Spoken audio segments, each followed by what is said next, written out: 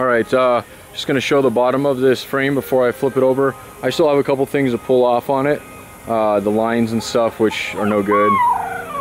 For the most part, there might be a couple of them that are good, I'm not sure. But a lot of times I don't sell frames unless they're like impeccably perfect. This frame is actually a pretty decent frame. I'm going to show you the area. It's got one area on it that I questioned a little bit, but I normally get 1,500 bucks for a frame, so I'm just going to discount this one in half and see if it moves. I'm sure it will, because it's, like I said, it's in fairly good shape.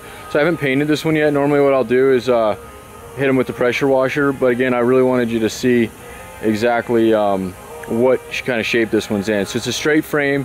All my Jeeps come in running condition. They're not wrecked at all or anything like that. So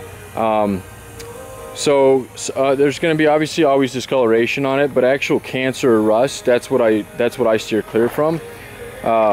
So just going over this thing, and you can see this is all just discoloration. There's no cancer or rust there or anything like that. And then the inside of this beam here, and I'll flip this guy over, so definitely take a look at my next video.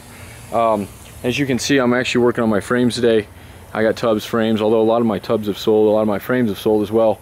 And then I do have some really nice powder coated sandblasted frames ready to go, or just a regular frame that's still in really good shape. We just haven't blasted it or anything.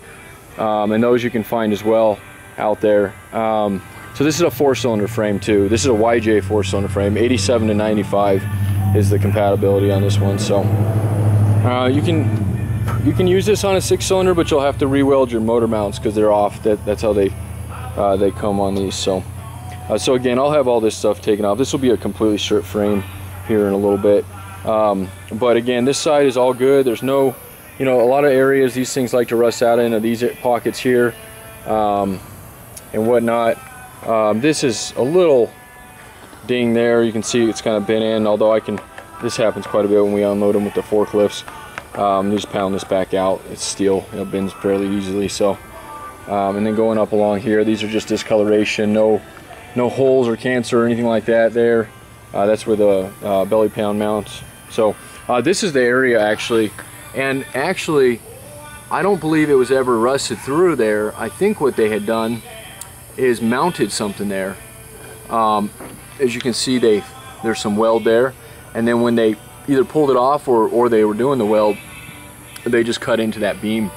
So I was literally debating on even listing this one, but again, I have so many people that buy these so quickly for a lot more than this one will be. I figure I'll put it out there and see what happens, and every time I do this, and I end up moving as quick as I do it. So if that's kind of what you're looking for, kind of a bargain frame that's, in all honesty, in very good shape, other than that one spot on it, that's probably going to be your best bet.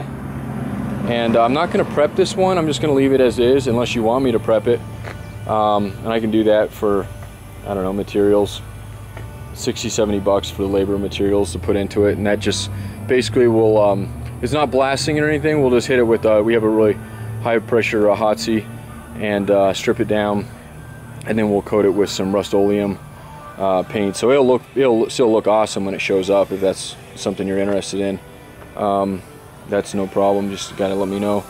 And then other than that, I'm gonna flip it over and pull off the rest of the stuff and then take another video, and then that'll be it of this frame. So my name is Jeremy, and feel free to call me or text me or anything like that. And again, all I do are Wrangler parts, so you can see around the yard we just have a ton of parts, and we move them as quick as we part these things out. A lot of my parts aren't listed though, so if you're looking for something, definitely, you can always call me, although it's very difficult to get a hold of me sometimes because I'm pretty much a one-man shop. So texting works really well. Emailing is probably the best bet, and that gives me time to go look for what you're looking for. So I appreciate you taking the time and paying attention to this.